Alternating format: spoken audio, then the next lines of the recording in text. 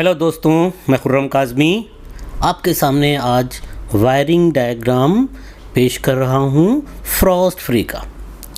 दोस्तों, बहुत लोग अभी भी फ्रॉस्ट फ्री के वायरिंग डायग्राम को प्रॉपरली अंडरस्टैंड नहीं करते हैं, तो एकदम सिंपलेस्ट वे में हम लोग इस डायग्राम की बात करेंगे। बहुत से रेफ्रिजरेटर इस वायरिंग डायग्राम के साथ में फंक्शनल है।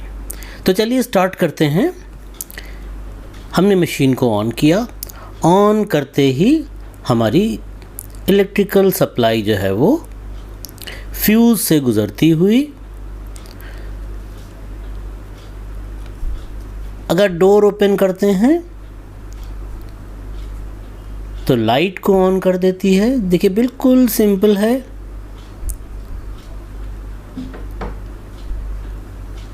थर्मोस्टेट को अगर हम ऑन करते हैं, नॉर्मली ऑन रहता है, तो ये सीधी जाती है टाइमर के मोटर के पास। इस रूट से, डिफ्रॉस्ट हीटर के रूट से इसको न्यूट्रल मिल रहा है और थर्मोस्टेट के थ्रू इसको फेस मिल रहा है, और ये फेस फ्यूज़ से होकर आ रहा है। यहाँ पे फ्यूज़ की जो लोकेशन दिखाई गई है, बेसिकली ये फ्यूज़ जो है वो हीटर के पास लगा है। और हीटर कहाँ है?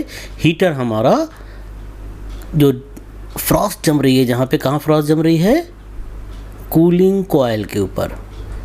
कूलिंग कॉइल के ऊपर जहाँ पे फ्रॉस्टिंग हो रही है, हीटर उसी के नीचे लगा है या उसी के साथ लगा है, और फ्यूज़ उसके करीब ही लगा है। नॉर्मली ये फ्यूज़ कभी अगर बाई मेटल फंक्शन नहीं करता है, अगर बाई मेटल फंक्शन नहीं करता है तो ये फ्यूज़ गर्मी की वजह से, क्योंकि अगर बाई मेटल ऑन रहेगा, अभी हम लोग आगे देखेंगे, तो क्या होने वाला है, लगातार अगर हीटर ऑन रहता है तो नुकसान हो सकता है। जब हम बाई मेटल तक पहुंचते हैं तो इसके बारे में डिटेल में बात करेंगे। अभी क्या हो रहा है, यहाँ पे सप्लाई हमारी यहाँ से 3 नंबर से और टाइमर के थ्रू 4 नंबर पे जा रही है। दोस्तों, नंबर डिफरेंट हो सकते हैं, लेकिन बेसिक फंक्शन आपको यही मिलने वाला है। तो अब ये फ़ैन मोटर चल रहा है, कंप्रेसर चल रहा है। कंप्रेसर चल रहा है मींस कूलिंग हो रही है। कूलिंग हो रही है, ये फ़ैन मोटर उस कूलिंग को पूरे में डिस्ट्रीब्यूट कर रहा है। अब जिस तरह से हमारा टाइमर डिज़ाइन किया गया है, 8 आवर्स का हो सकता है, 10 आवर्स का हो सकता है, 12 आवर्स का हो सकता है, ये तो कंपनी के डिज़ाइन पर डिपेंड करता है। तो 12 आवर्स के बाद, क्योंकि ये टाइमर क्या है, बेसिकली गियर्स अंदर चल रहे हैं, कंटिन्यूसली घड़ी की तरह से ये मूव हो रहा है, और इसमें कनेक्टिविटी अभी इसने 3 की 4 से बनाई हुई है, और 4 से कनेक्टेड फ़ैन मोटर और हमारा कंप्रेसर फंक्शन कर रहा है, कूलिंग हो रही है। तो वो वक्त आ गया कि जब टाइमर को इधर शिफ्ट किया गया, अंदर के गियर्स ने 6 घंटे 8 घंटे जो भी टाइमर की टाइमिंग है, तो क्या हुआ, बाई मेटल के थ्रू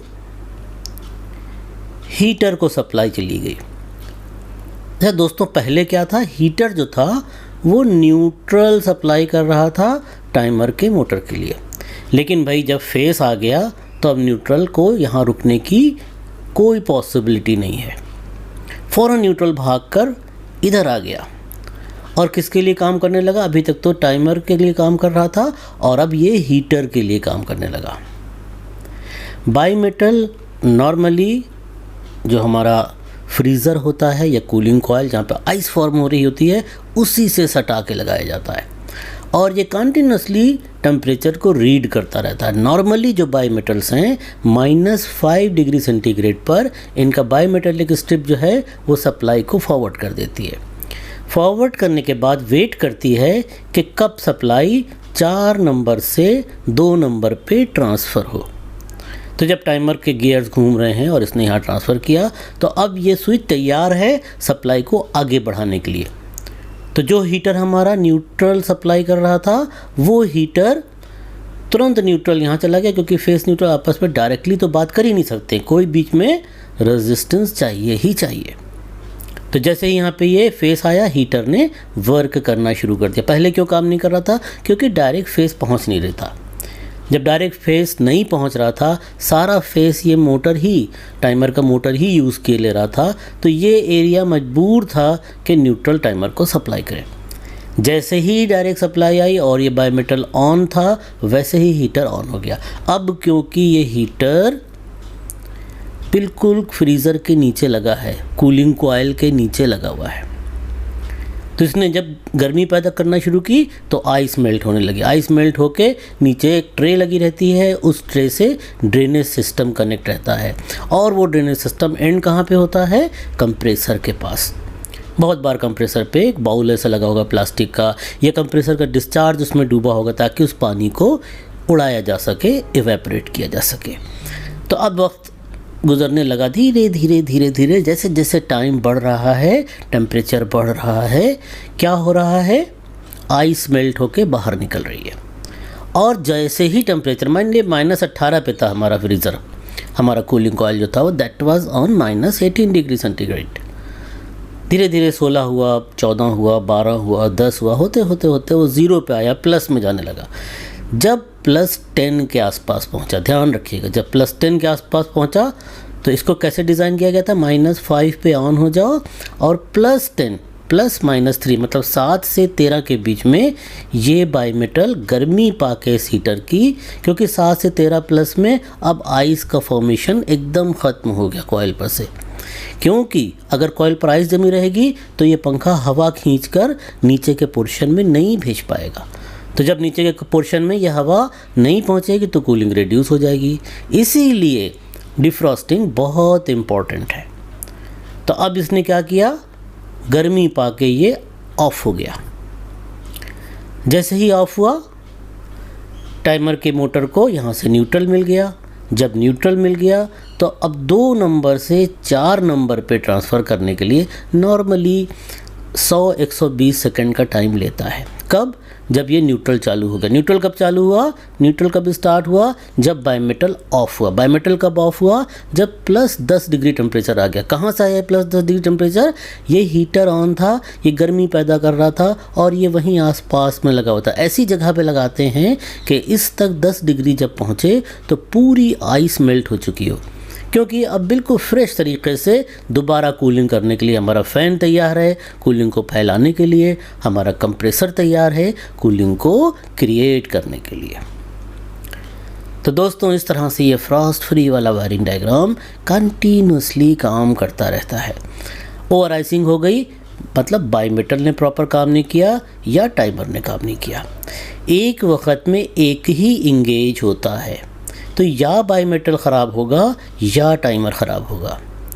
दोनों का एक साथ ख़राब होना बहुत रेयर है, बहुत ही रेयर है। तो क्या होगा? या बाईमेटल ख़राब होगा या टाइमर ख़राब होगा।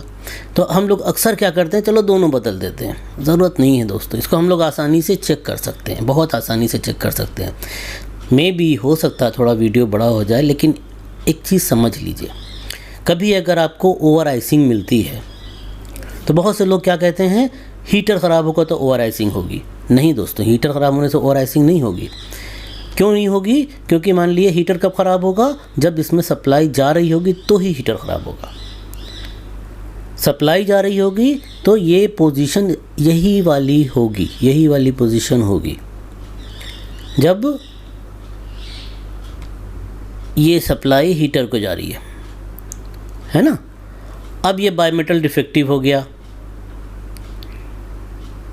तो सप्लाई डिस्कनेक्ट हो जाएगी। हीटर डिफेक्टिव हो गया, हीटर बर्न हो गया तो ओवर आइसिंग होगी? कभी भी नहीं, क्योंकि अब हीटर जला तो अब न्यूट्रल की सप्लाई इस मोटर तक पहुंचेगी ही नहीं, क्योंकि ये फेस और न्यूट्रल की मदद से ही मोटर चलता है। इसको 2 से 4 पे ट्रांसफ़र करने के लिए भी न्यूट्रल चाहिए है। हीटर कब जलेगा? जब ऑन होगा तो ही जलने के चांसेस हैं। ऑफ कंडीशन में नो पॉसिबिलिटी कि ये जल जाए। तो ऑन कंडीशन में जलेगा मींस ये 2 नंबर पे सप्लाई होगी, मींस इसको न्यूट्रल नहीं मिलेगा क्योंकि ये तो जल गया। न्यूट्रल नहीं मिलेगा तो क्या होने वाला है? मशीन ऐसे ही डेड पड़ी रहेगी, डेड पड़ी रहेगी तो धीरे धीरे धीरे कूलिंग एकदम ख़त्म हो जाएगी। तो ओवर आइसिंग कभी भी हीटर के जलने से नहीं होगी। ओवर आइसिंग किस वजह से होगी? या बाईमेटल ख़राब है या टाइमर ख़राब है। बाईमेटल ख़राब है या टाइमर ख़राब है। वो तो बहुत रेयर होता है कि इसका तार टूट गया और बहुत हिलने डुलने से ये वक्ती जुड़ गया, तो न्यूट्रल मिल गया तो चल गया, वो बहुत रेयर होगा, 1-2%। अब कैसे बाईमीटर को हम लोग डायरेक्टली चेक कर सकते हैं कि बाईमीटर ख़राब है या टाइमर, क्योंकि दोनों एक साथ ख़राब नहीं होते। तो हम क्या करेंगे, 3 नंबर और 2 नंबर को आपस में कनेक्ट कर देंगे। अगर स्पार्क कर रहा है और आइस जमी हुई है, आइस अगर मेल्ट हो गई है तब फिर पॉसिबल नहीं है, लेकिन आइस जमी हुई है 2 नंबर और 3 नंबर, बहुत इत्मीनान से मैं बता रहा हूँ, 2 नंबर और 3 नंबर को आपस में टच करेंगे ध्यान से, एहतियात से, क्योंकि आप इलेक्ट्रिकल पे काम कर रहे हैं और लाइव है। स्पार्क हो रहा है मतलब हीटर में दम है, या रेजिस्टेंस भी देख लेंगे तब भी पता लग जाएगा, लेकिन रेजिस्टेंस हमेशा सप्लाई ऑफ करके। अब हम इसको कनेक्ट कर देंगे और यहीं पे कहीं मल्टीमीटर लगा देंगे। हीटर क्या करेगा, जब ऑन है तो आइस मेल्ट करेगा, क्योंकि ये काम हम आइस के जमे होने पर ही कर रहे हैं। आइस मेल्ट करेगा, आइस मेल्ट करेगा तो क्या होने वाला है, 10 डिग्री पे इसको ऑफ़ करना चाहिए, +-3। अब क्या हुआ, इसने आइस तो मेल्ट कर दी लेकिन इसने ऑफ़ नहीं किया, तो ये ख़राब है। इसने टाइमली ऑफ़ कर दिया, ये सही है, समय पर इसने ऑफ़ कर दिया +10 डिग्री पे, मीन्स ये सही है, टाइमर ख़राब है। इसने जल्दी ऑफ़ कर दिया, अभी आइस पूरी मेल्ट नहीं हुई थी, इसने जल्दी ऑफ़ कर दिया, दैट मीन्स ये खुद ख़राब है, टाइमर ओके है। फिर से रिपीट कर रहे हैं दोस्तों, हमने क्या किया, 3 नंबर और 2 नंबर को देखा स्पार्क कर रहा है, स्पार्क कर रहा है तो हीटर बिल्कुल परफेक्ट है, बाईमीटर एकदम काम कर रहा है क्योंकि आइस जमी हुई है। हमने इसको लगा के छोड़ दिया और मल्टीमीटर लगा दिया। मल्टीमीटर में एम्पियर दिखाएगा, हीटर के बहुत कम एम्पियर दिखाएगा, 0.2, 0.3, 0.4 ऐसा ज़्यादा नहीं दिखाएगा।